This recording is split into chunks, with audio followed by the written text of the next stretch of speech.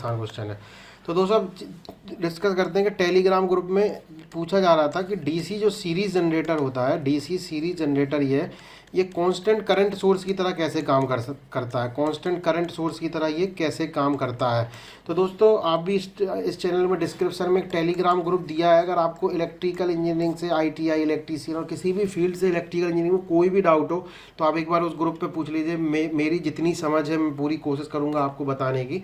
तो मैं कोशिश करूँगा जो वीडियो के जो हम डिस्कशंस कर रहे हैं वो हम ऐसे वीडियो के लास्ट में ऐसे कॉन्सेप्ट्स को बीच बीच में डिस्कस करते रहें। देखो सबसे पहले दोस्तों क्या है कि इसको समझने से पहले आपको दो तीन बातें समझनी पड़ेंगी। दो तीन बातें मैं आपको बता देता हूँ क्या समझनी पड़ेगी। सबसे पहले आपको आर्मेचर रिएक्शन का कॉन्सेप्ट क्लियर होना चाहिए इस चीज़ को समझने के लिए कि आर्मेचर रिएक्शन होता क्या है।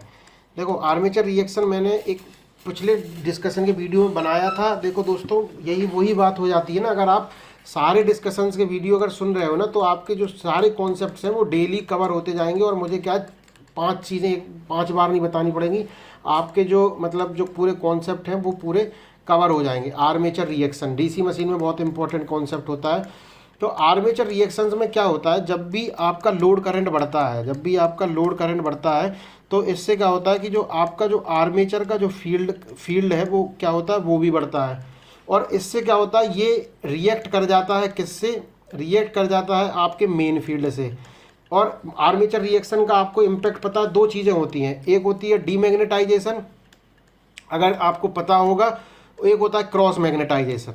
आप ये तो सीधा सीधा पूछा भी जा सकता है कि क्या होता है, तो डीमैग्नेटाइजेशन होता है, एक होता है क्रॉस मैग्नेटाइजेशन। तो इसकी वजह से क्या होगा, आपका जो फ्लक्स है वो क्या हो जाएगा, कम हो जाएगा। जो फ्लक्स का आपका कम हो जाएगा, फ्लक्स कम हो गया, ठीक है। तो एक चीज़ तो आपको ये पता होनी चाहिए कि जब लोड करंट बढ़ता है तो उससे क्या होता है, आपका फ्लक्स कम हो जाता है। ये आर्मेचर रिएक्शन का ही लोड बढ़ता है तो आर्मेचर रिएक्शन का, इसको आप नोट कर लो, ठीक है। अब इसमें एक कंसेप्ट तो ये हो गया।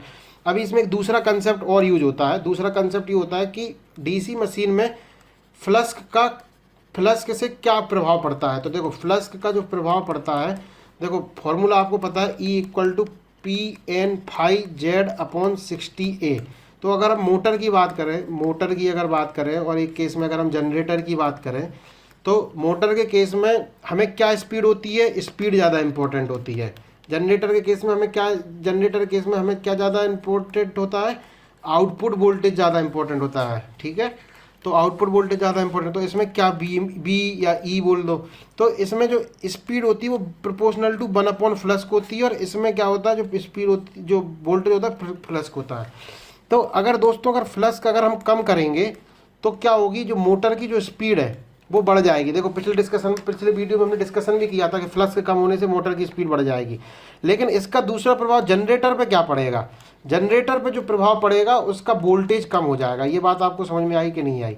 तो अभी आपको दो चीज़ें पता होना चाहिए, एक कंसेप्ट वो हो गया, दूसरा कंसेप्ट हो गया। अब इन दोनों कंसेप्ट को मिला के हम इसको लगाते हैं, दोनों कॉन्सेप्ट को मिला के हम लगाते हैं अगले कॉन्सेप्ट पे। तो दोनों कॉन्सेप्ट को मैं एक बार बता देता हूँ कि जब लोड करंट बढ़ता है तो फ्लक्स कम हो जाता है। ये क्यों होता है, आर्मेचर रिएक्शन की वजह से, ठीक है।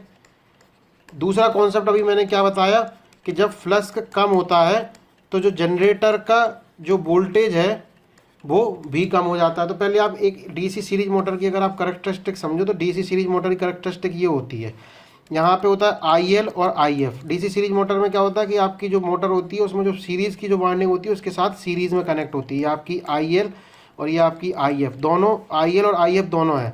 और ये किसके बराबर होगा, फ्लक्स के बराबर, ठीक है। और ये आपका वोल्टेज। तो दोस्तों जैसे हर चीज़ की एक सीमा होती है, हर चीज़ की एक अति होती है, उसके बाद कुछ होता नहीं है। तो देखो यहाँ तक क्या है, जैसे मान लो यहाँ तक तो ठीक है, लेकिन इस टाइम के बाद क्या होने लगता है, इस टाइम के बाद ये कॉन्सेप्ट हो रहा लग रहा है कि जब लोड बढ़ जा रहा है, ये कॉन्सेप्ट आप यहाँ पे लगाओ, जब लोड बढ़ जा रहा है तो क्या होगा, फ्लक्स कम होगा। और जब फ्लक्स कम होगा तो वोल्टेज भी आपका कम होगा। तो पहले जितना वोल्टेज बढ़ रहा था उतना वोल्टेज नहीं बढ़ेगा, वोल्टेज जो है वो थोड़ा धीमे धीमे बढ़ेगा और जो कर्व है वो एक टाइम के बाद ऐसा फ्लैटन हो जाएगा, ऐसा समानांतर हो जाएगा। क्योंकि उसका कारण क्या है कि जब आपका लोड बढ़ रहा है तो आपका फ्लक्स कम हो रहा है और फ्लक्स कम होने के साथ आपका जो है वो वोल्टेज उतना नहीं बढ़ पा रहा जितना बढ़ना चाहिए, तो आपका ये वोल्टेज कम हो रहा है। तो यहाँ पे देखिए कि इस एक टाइम के बाद आपका ये वोल्टेज है उतना नहीं बढ़ रहा, वोल्टेज आपका फिक्स हो गया।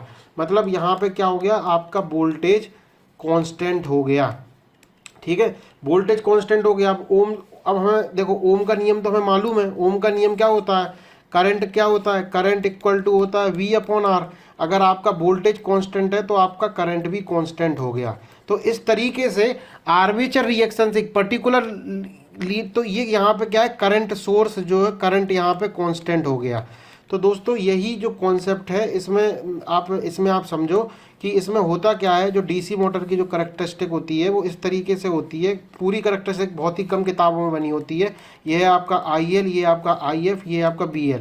तो जब तक आर्मेचर रिएक्शन नहीं हो रहा है तब तक ये क्या है, बूस्टर मोड में काम करता है। बूस्टर मोड का मतलब ये है, एक बूस्टर मतलब आपका करंट बढ़ रहा है, वोल्टेज बढ़ रहा है, बूस्टर की तरह काम करता है। यहाँ पे ये क्या है, कांस्टेंट करंट सोर्स की तरह काम करता है, कांस्टेंट करंट सोर्स की तरह काम करता है। तो ये करैक्टरिस्टिक बहुत ही कॉमन करैक्टरिस्टिक है। बीजेटी की अगर आप करैक्टरिस्टिक देखेंगे ना, बाइपोलर जंक्शन ट्रांजिस्टर की अगर आप करैक्टरिस्टिक देखोगे, वो भी इसी तरीके से होती है कि इस रीजन को बीजेटी में बोलते हैं सैचुरेशन वाला रीजन, यहाँ पे भी हम बोल सकते हैं, और इसको बोलते हैं एक्टिव रीजन। बीजेटी का अगर आपको याद हो, अगर किसी ने इलेक्ट्रॉनिक्स पढ़ी हो, अगर बीजेटी डिस्कस करेंगे तब ये करेंगे, तो आप भी समझ लो क्यों करंट सोर्स की तरह काम कर रहा है। मेन रीजन है इसका आर्मेचर रिएक्शन एक पर्टिकुलर लोड के बाद।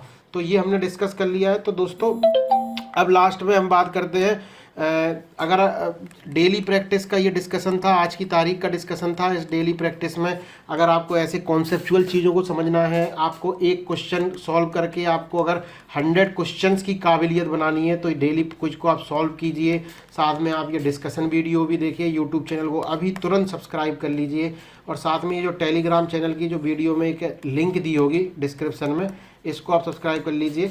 और एक लास्ट बात, UPPCL की एक फ्री टेस्ट सीरीज अभी लॉन्च हुई है वेबसाइट पर।